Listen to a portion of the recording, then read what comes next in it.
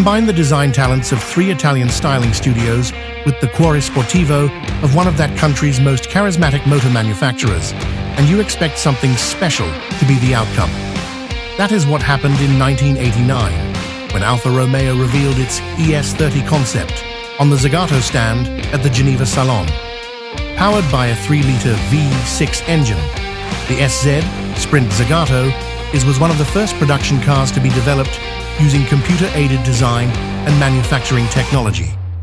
The end result was a love-it or hate-it shape, angular and wedgy, with an aircraft canopy-style roof. It was nicknamed Il Mostro, the monster, and was a revelation.